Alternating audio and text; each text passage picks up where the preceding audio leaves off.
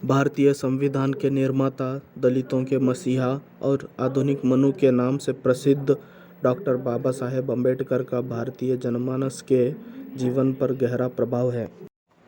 भारत जैसे विविधता से भरे देश के लिए संविधान निर्माण करने और देश में दलित और पिछड़े वर्ग के उत्थान के लिए किए गए कार्यों के कारण बाबा साहेब अम्बेडकर का नाम भारतीय इतिहास में स्वर्ण अक्षरों में अंकित है। आज के इस वीडियो के माध्यम से मैं आपको भारत माता के इसी महान सपूत डॉक्टर भीमराव अंबेडकर के जीवन के बारे में संपूर्ण जानकारी प्रदान करने वाला हूं। आधुनिक भारत के मसीहा बाबा भीमराव अंबेडकर का जन्म 14 अप्रैल 1891 को मध्य प्रदेश में स्थित मऊ सैन्य छावनी में हुआ था। इनके पिता श्री रामजी वल्लभ मालोजी सकपाल ब्रिटिश सेना में मेजर सूबेदार के पद कार्यरत थे, जबकि माताजी भीमाबाई धार्मिक महिला थी। बाबा साहेब अम्बेडकर का बचपन का नाम रामजी सकपाल था।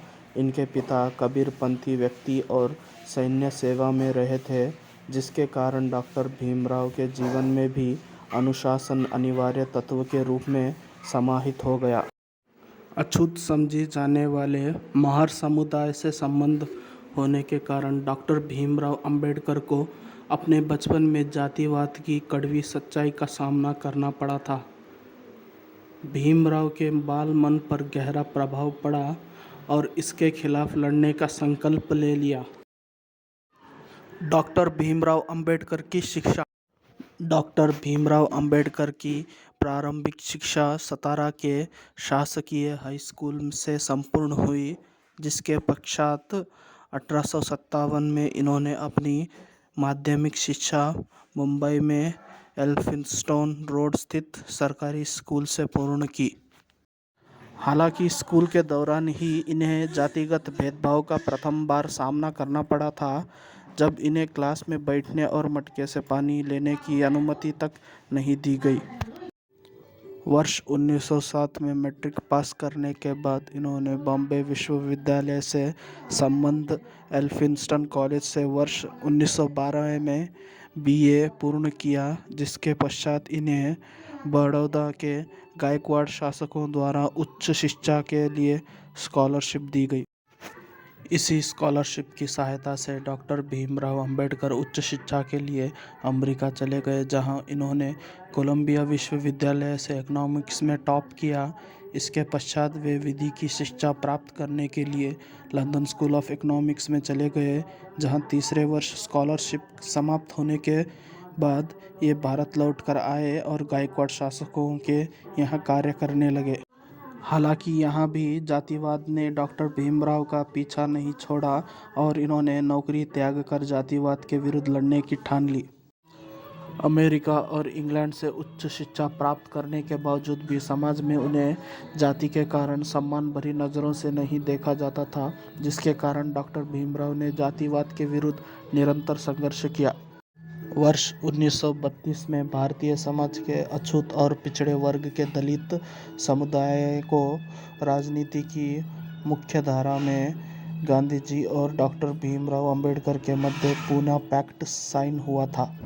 दलित के उत्थान के लिए डॉक्टर अंबेडकर द्वारा विभिन्न संगठनों की स्थापना की गई, जिनका विवरण इस प्रकार से है। वर्ष 1924 में बहिष्कृत हितकारिणी सभा और वर्ष 1936 में स्वतंत्र लेबर पार्टी। इसके अतिरिक्त वर्ष 1920 में डॉक्टर अंबेडकर द्वारा वंचित वर्ग की आवाज़ उठाने के लिए मूक नायक नामक साप्ताहिक पत्र का संचालन भी किया। भारतीय संविधान में योगदान। आज़ादी के पश्चात भारत के समक्ष सबसे बड़ी समस्या देश के संविधान के निर्माण को लेकर थी। भारत जैसे विविधता से भरे देश में विभिन्न समुदायों को समानता का अधिकार प्रदान करने के लिए संविधान निर्माण का कार्य डॉक्टर अंबेडकर जैसे महामानव ही कर सकते थे। भारतीय संविधान के निर्माण में प्रारूप समिति के अध्यक्ष रहे संविधान निर्माता डॉक्टर भीमराव अंबेडकर को संविधान निर्माण के कारण आधुनिक मनु भी कहा जाता है।